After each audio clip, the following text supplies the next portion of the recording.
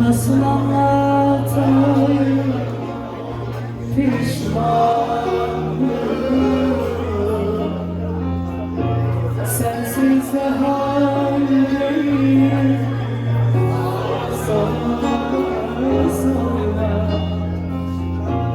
sana bakanlara düşmanım, cahillere yorma, cahillere yorma. Sen gidelim her şey renginden olur, gönlüm gülleri solur,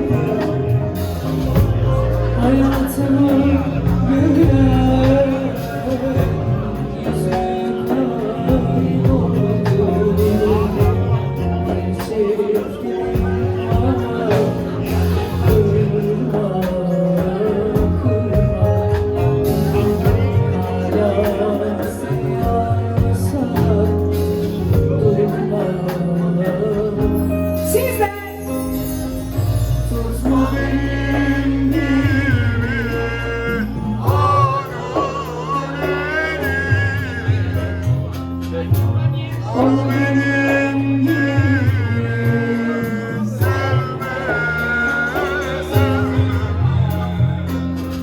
Ben kimseyi sevmedim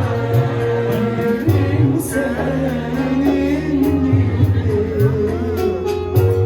sen benim gibi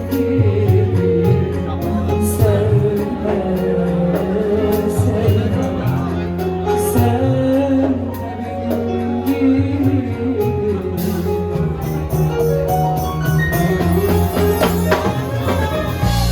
Tutma beni,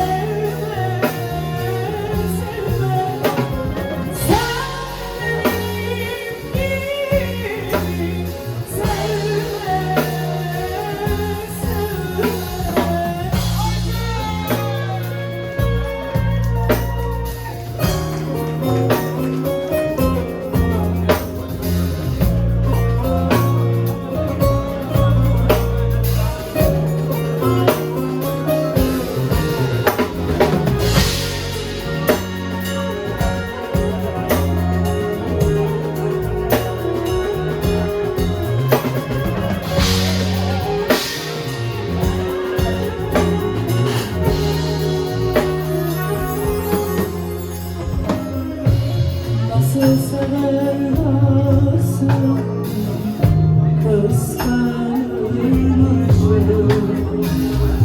nasıl da gitme sessiz kalmışım. Sen gitmişsin ama ben anlamışım. Bir çiftliğim var, kırma, kırma. Bir çiftliğim var, kırma. Size tutma beni,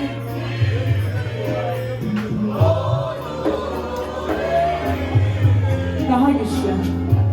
Onu benim gibi